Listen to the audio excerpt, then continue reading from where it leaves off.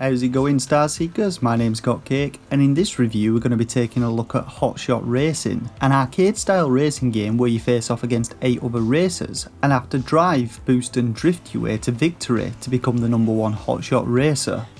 As we hit the main menu, we instantly get a taste of classic cheese from the announcer. Hotshot Racing! Now, apart from time trial, each mode in Hotshot Racer is available in single player, up to 4-player local multiplayer, and 8-player online multiplayer. Starting with a single player Grand Prix, we get to choose between 4 different Grand Prix circuits, each featuring 4 different racetracks. There are 16 tracks in total in the game, set in 4 different locations. We have the coast tracks, which see us cruising alongside the sea and beneath active volcanoes. The desert takes us through winding Nevada-like canyon tracks, including Area 41 and a Las Vegas themed level. Jungle tracks see us racing through lush vegetation filled regions which include temples, dinosaurs and lots of dirt, and lastly we have mountains whose tracks pass through caves and alongside snow-capped peaks. Now, I absolutely love the visuals in the game. While they scream retro with a vibrant colour palette and sharp-edged polygons, they also have many modern touches like blur, particle effects and full shadow rendering. Each track also contains a ton of minor details which really add to the overall outstanding aesthetics of the game, and I didn't experience any noticeable frame drops on the Switch either in docked or handheld mode. So getting back to the Grand Prix, we select our circuit and then we get to select a driver. There are 8 different drivers in the game, hailing from countries such as England, Jamaica and Japan, and each character's appearance and personality is distinctly different, and they even included Michael Jackson and Hulk Hogan in the game, which I thought was pretty cool. After selecting your character, you then get to pick your car and transmission mode. Now, each character gets 4 different cars, and whilst there's a few which look similar, the majority of them are distinctly different in appearance. Each of the 4 cars are weighted towards a particular attribute, whether it be speed, acceleration, drift, or one that balances all of these, though I did find that these stats really don't matter that much when it comes down to racing. Whilst drift cars feel a little lighter than the other types of car, your speed and acceleration seem pretty irrelevant due to the game's catch-up mechanics. Now, I've never really been a fan of catch-up in racing games. I like to know that if I'm driving like a beast I'm going to smash my opponents and might even have the opportunity to lap them, but in Hotshot Racing the catch-up mechanics are very prevalent. Regardless of what car you pick, you never usually have issues catching back up to opponents, even if you crash several times in a race. But this also means that you never really get ahead of them either, and you're constantly hounded by cars that have half your speed rating regardless of how well you race, though I suppose this does keep the pressure on you throughout the race, which isn't necessarily a bad thing. So after selecting our driver and car, we get into our first race. The announcer counts us down and then we're off. Now, you can get a boosted start by accelerating at the right moment, but pushing things too far causes a slow start as black smoke bellows from the back of your car. Regardless of your start though, you'll soon find yourself amongst the other racers jostling for position. The default camera gives us a classic third person perspective, but we can switch between several other camera modes by hitting X. Now, cars in the game handle exceptionally well. You won't find any realism here, and instead we get some true arcade controls, with our car sticking to the tarmac like shit to a blanket. When you hit dirt sections of tracks though, you really feel it as your car loses a little bit of traction, and it's much easier to lose control on corners or when bumped by opponents. Now, speaking of being bumped by opponents, the AI controlled drivers in the game are brutal and don't think twice about smashing into you or ploughing you into a sidewall. Now, I actually found this to be one of the most enjoyable aspects of Hotshot Racing, as it's similar to my approach to racing, which is foot to the floor, forget about the brake button and destroy anyone that gets in my way. Now, you do have a brake button in the game, but you won't ever really use it. Instead, much like in Mario Kart, you'll be tapping it as you approach corners to send your car into a drift. You then just need to avoid spinning out by maintaining control of your drift with a thumbstick. Now, in addition to drifting, you're also able to get into other drivers' slipstreams, which basically involves you driving behind them. Being in a slipstream essentially reduces wind resistance on your vehicle, increasing your speed, enabling you to catch up to them faster. Both drifting and slipstreaming also build a bar in the bottom right corner of the screen, and each filled quarter of the bar allows you to activate a boost by hitting A. This drastically increases your speed and acceleration, and I would advise saving these and only using them to boost out of tight corner drifts or at the very end of a race to ensure your opponents don't overtake you at the last second.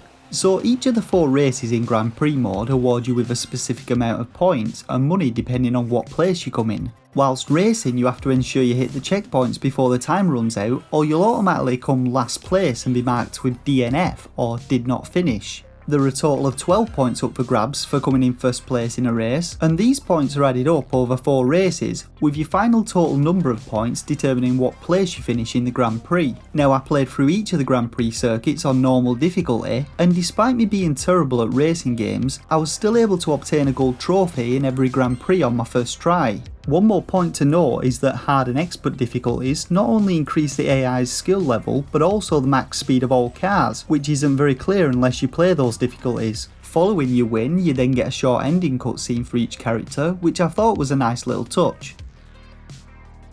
So in addition to the Grand Prix mode, we also have single race mode, which allows you to select any of the 16 tracks to race on. You can play them in both standard and mirrored modes and get to select the AI difficulty and number of laps. Now, single race mode also has 3 different modes in it. First, you have the standard arcade mode, which is the same as Grand Prix, including the time checkpoints. And next we get a mode called Cops and Robbers. In this mode, 2 racers start as cops and the rest as robbers. And as a robber, you have to race around the track, passing over green dollar signs to earn money as you attempt to avoid the pursuing cops. In the top right corner you have a health meter, which is reduced whenever you collide with another car or the sides of the track, and once all your health is gone you turn into a cop and have to try and take down the remaining robbers. Now, in order to win you just have to complete the specified number of laps without losing all your health, but you also have a chance of spawning as a cop and you earn money from taking down racers. I actually found this game mode to be pretty fun, though I did find the handling of the cop cars to be a little clunky, and as usual the catch-up mechanics means the cops are all over you if you end up in first place.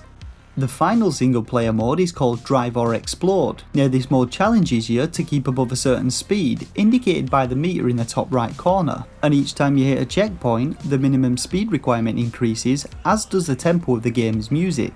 Once again, you have a health bar in this mode, and falling below the required speed slowly drains your health, as does colliding with other vehicles and the track's walls. Now, I had some issues with this mode due to the car damage being a little inconsistent. Sometimes you literally just have to tap another racer and you'll take 10 damage, but other racers can smash into you and each other and take no damage at all. The only way I was able to finish races on some of the tighter tracks was to sit behind other racers and then try and overtake them at the finish line, but open tracks were much less problematic.